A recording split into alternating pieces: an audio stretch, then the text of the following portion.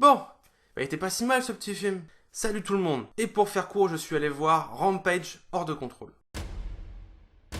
Bon, bien sûr, avant toute chose, je vais vous présenter les différents acteurs que vous pouvez voir dans ce film. Le premier n'est autre que Dwayne Johnson, vous avez pu voir dans le remake de Alerte à Malibu, et le deuxième film sur Jumanji, Welcome to the Jungle. À côté de lui, vous avez Naomi Harris, que vous avez pu voir dans Moonlight et dans Skyfall. À côté d'eux, vous avez également Malina Kerman, que vous avez pu voir dans le film Watchmen et dans 27 Roms.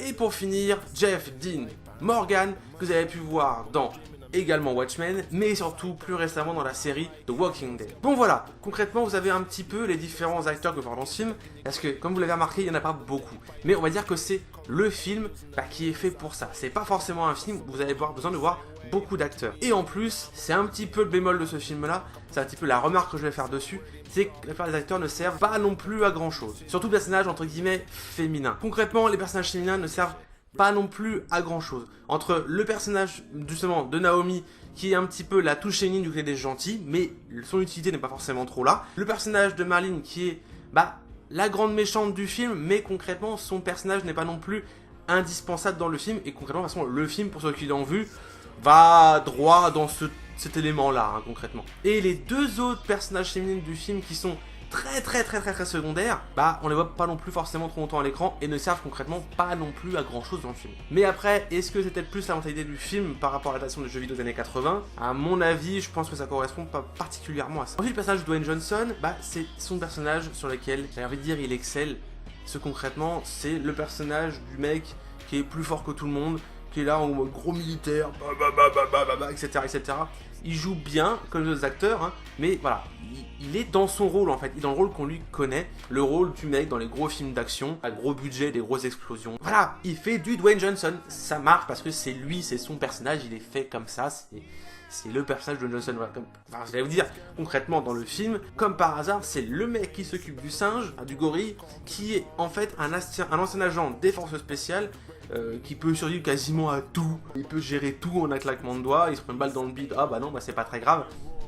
Voilà, je pense qu'il y aura des détraqueurs par rapport à ce niveau-là. C'est sûr qu'il y en a qui vont descendre sur ce film par rapport à l'évolution et à la création des personnages, mais c'est pas ce que nous demande le film, c'est pas ce que nous offre le film, c'est pas pour ça qu'on va voir ce genre de film-là. À côté de ça, Jeff Dean Morgan, oui, il joue très bien, il joue très bien. D'ailleurs, même son personnage est un des plus intéressants parce que je trouve qu'il est en dehors du film. Il est complètement en dehors du film. On se demande qu'est-ce qu'il fout là, pourquoi ils ont mis ce personnage-là. D'ailleurs, au niveau de ces dernières actions dans le film, on se dit peut-être que le mec, il va peut-être nous foutre la merde s'ils nous font un 2, concrètement. Je vous spoil pas trop, mais allez voir le film pour pouvoir savoir ça. Bon, concrètement, le film, voilà, c'est un film d'action avec des gros monstres. Donc bon, au niveau background des personnages, on y reviendra. Mais son personnage est quand même très intéressant et particulièrement sympathique à voir à l'écran. Seul bémol par contre par rapport à ce personnage là, c'est que concrètement, moi j'ai l'impression de revoir Negan de Walking Dead. Bon, parce que je suis la série Walking Dead, je l'ai vu en VO et là j'ai vu le film en VO.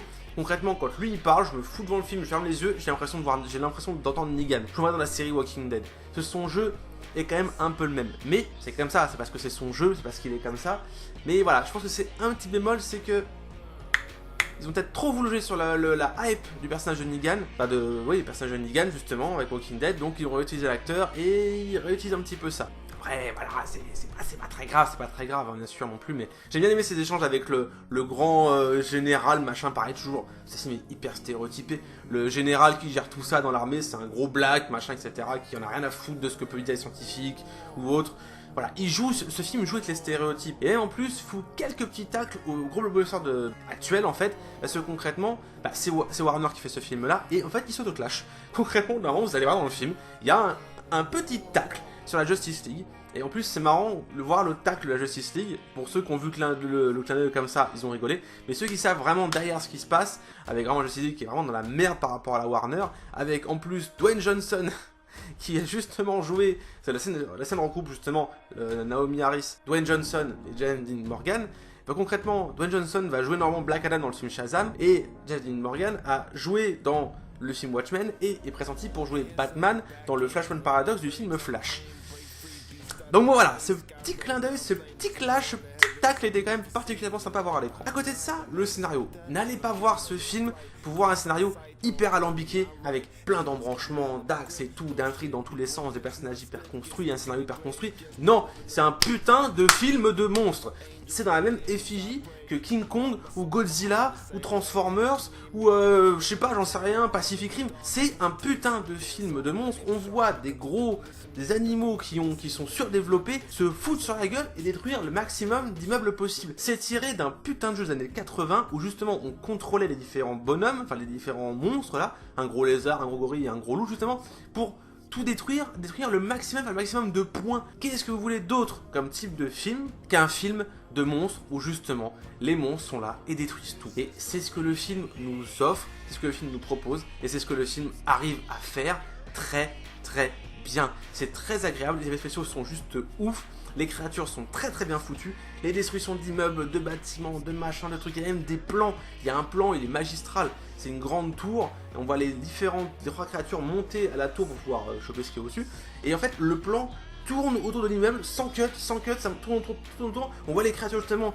se développer, évoluer pour pouvoir aller choper ce qui est au-dessus, et ça revient au-dessus, et effectivement, bah, dès qu'on arrive au-dessus, clac, cut, on revient sur les personnages. Oui, le film nous propose ce qu'il nous a vendu et le fait très bien. En plus, il est pas très long. C'est pas un film à rallonge comme Godzilla ou Pacific Rim ou autre, où t'es là comme un con pendant 3 heures à regarder les personnages évoluer. Ah, on regarde notre monde pendant 3 heures.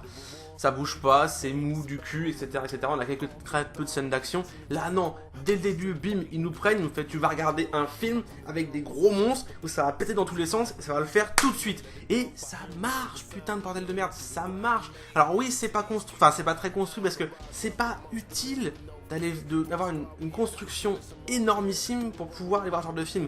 Ce qu'il nous faut, c'est des créatures réussies, un minimum de logique et de cohérence et des beaux effets spéciaux et des beaux décors et de la bonne réalisation. C'est tout.